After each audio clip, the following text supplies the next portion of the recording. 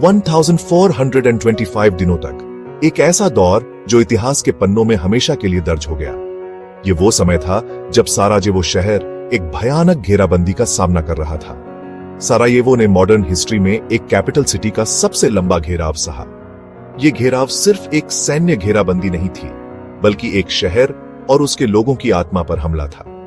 ये एक ऐसी परीक्षा थी जिसमें साराजेवो के लोगों ने अपनी हिम्मत और हौसले का परिचय दिया।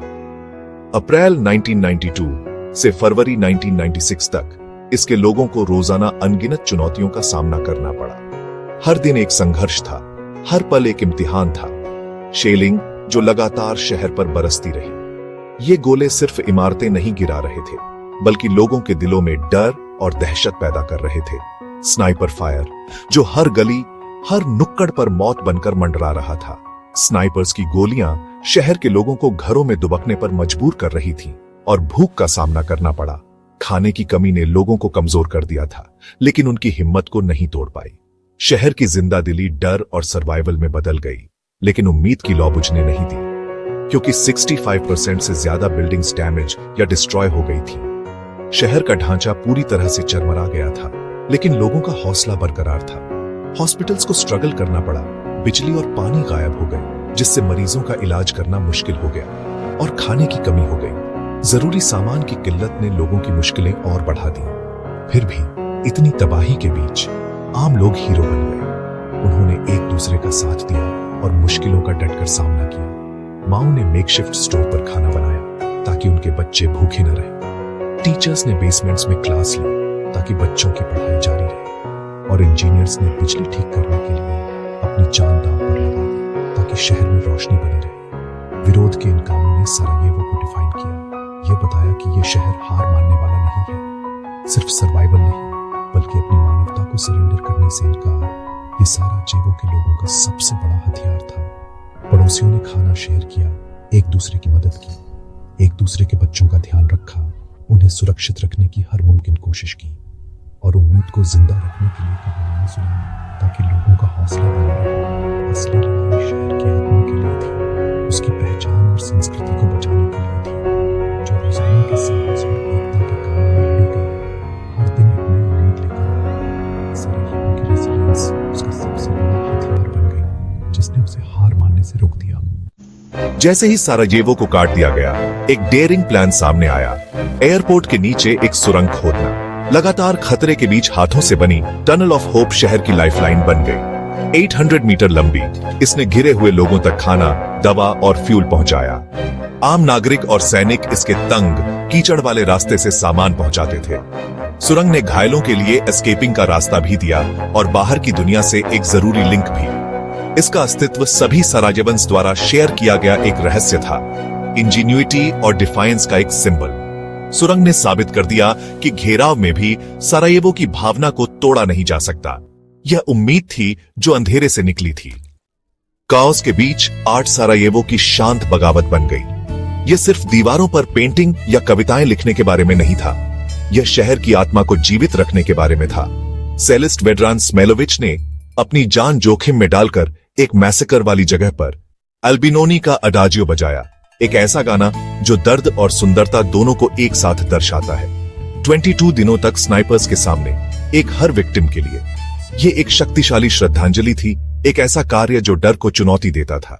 उसकी म्यूजिक एक लेमेंट और एक घोषणा थी, खूबसूरती युद्ध से शांत नहीं होगी। यह एक वादा था, एक उम्मीद की किरण जो अंधेरे में चमकती थी। एक बेसमेंट में यंग वीमेन ने एक ब्यूटी पेजेंट किया, जो सामान्यता की तलाश और अपनी पहचान को बनाए रखने का एक तरीका था।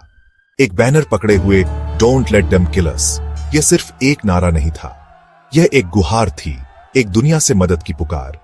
पूरे शहर में आर्टिस्ट, पोएट्स और म्यूजिशियंस ने खंडहरों में काम किया, अपनी कला के माध्यम से अपनी कहानियां बता रहे थे। उनका काम आत्मा के लिए एक लाइफलाइन था, एक ऐसा तरीका जिससे वे जुड़े रह सकते थे, महसूस कर सकते थे और जीवित रह सकते थे। फोटोग्राफर्स ने रेसिलियंस कैप्चर की, उन पलों को अमर कर दिया जो यह दिखाते थे कि इंसान कितनी मुश्किल परिस्थितियों में भी हार नहीं मानता। पोएट्स ने मोमबत्ती की रोशनी में लिखा, अपने शब्दों से दर्द को व्यक्त करते हुए और भविष्य के लिए उम्मीद जगाते हुए। और स्ट्रिंग क्वार्टेट्स ने बम से तबाह हुई लाइब्रेरीज में बजाया, संगीत के माध्यम से शांति और सद्भाव का संदेश फैलाते हुए। ये काम खाने जितने ही जरूरी थे, पहचान और उम्मीद को बचाते हुए, यह सुनिश्चित करते हुए कि उनकी संस्कृति और इतिहास को भुलाया न जाए। आर्ट ने दुनिया को और खुद सरायेवंस को याद दिलाया कि उनका शहर सिर्फ रबल से कहीं ज्यादा था, कि उनकी आत्मा और संस्कृति अभी भी जीवित है। यहां तक कि जब बिल्डिंग्स गिर रही थी और शहर खंडहर में तब्दील हो रहा था, सरायेवो की भावना बनी रही। यह एक अटूट भावना थी जो किसी भी मुश्किल को झेलने के लिए तैयार थी। कल्चर रेजिस्टेंस बन गया। ये उनकी पहचान को बचाने, अपनी आवाज उठाने और यह कहने का एक तरीका था कि वे हार नहीं मानेंगे। सरायेवो का सर्वाइवल बहादुरी के अनगिनत छोटे छोटे कामों पर निर्भर था। फार्मासिस्टों ने दवाइयां बांटी, मदद पहुंचाने के लिए स्नाइपर फायर का रिस्क लिया। माओ ने परिवारों को खिलाने और बच्चों को हॉरर से बचाने के तरीके ईजाद किए। बच्चों ने सीखा कि कौन सी सड़कें सेफ थीं, पानी ढोया और बहुत जल्दी बड़े हो गए। हर नागरिक जो रुका, जिसने पड़ोसी की मदद की, जिसने रोटी का एक टुकड़ा शेयर किया, वह एक हीरो था।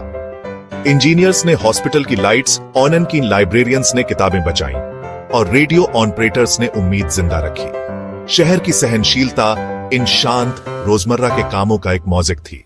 सरायेवो की असली ताकत उसके लोगों में पाई गई। सरायेवो कभी विविधता का शहर था, एक ऐसा शहर जहां विभिन्न संस्कृतियां और धर्म शांतिपूर्वक सह अस्तित्व में थे। इसकी गलियां जीवन और जीवंतता से भरी हुई थीं, जो इसकी बहुसांस्कृतिक विरासत को दर्शाती थी। मस्जिदें, चर्च और सिनेगॉग अगल बगल थे, जो शहर के धार्मिक ताने बाने का प्रमाण थे। यह सहिष्णुता और आपसी सम्मान का एक अनूठा मिश्रण था। घेराव ने बांटने की कोशिश की, शहर को अलग अलग जातीय समूहों में विभाजित करने की धमकी दी। बैरिकेड्स और चेक पॉइंट्स ने एक बार जीवंत समुदायों को अलग कर दिया, लेकिन अक्सर जातीय और धार्मिक सीमाओं के पार पड़ोसियों को एकजुट किया। घेराबंदी के दौरान लोगों ने अपने मतभेदों को भुला दिया और एक दूसरे का समर्थन करने के लिए एक साथ आए। शरण स्थलों में लोगों ने खाना शेयर किया, अपनी सीमित आपूर्ति को साझा किया ताकि हर कोई जीवित रह सके। सांप्रदायिक भोजन आशा और एकजुटता का प्रतीक बन गया। एक दूसरे के बच्चों का ध्यान रखा और परिवार बन गए।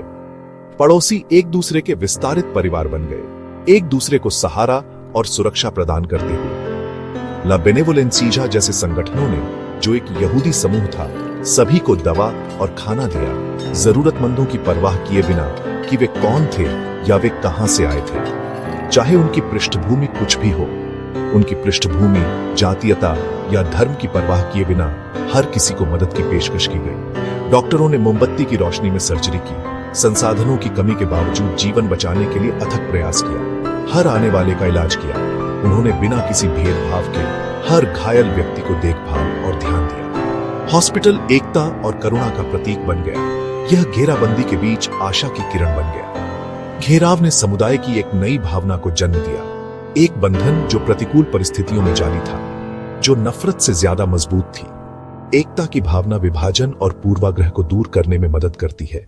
शेयर्ड ह्यूमैनिटी सरायेवो की सबसे बड़ी डिफेंस बन गई। यह शहर के लोगों को एक साथ रखने वाली ताकत थी।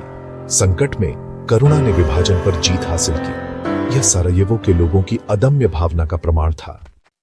जब घेराव खत्म हुआ, सरायेवो स्कार्ड था लेकिन टूटा नहीं था। इसकी विरासत उन आम हीरोज की कहानियों में जिंदा है जिन्होंने अपने शहर को मरने नहीं दिया। सरायेवो हमें सिखाता है कि असली ताकत संकट में उभरती है, करुणा, इंजीन्यूइटी और एकता के जरिए।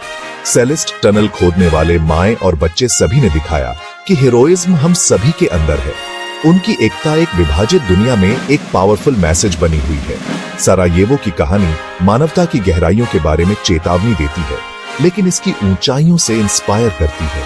सबसे बुरे समय में सरायेवो के अदृश्य हीरोज ने हमें दिखाया कि हम क्या बेस्ट हो सकते हैं।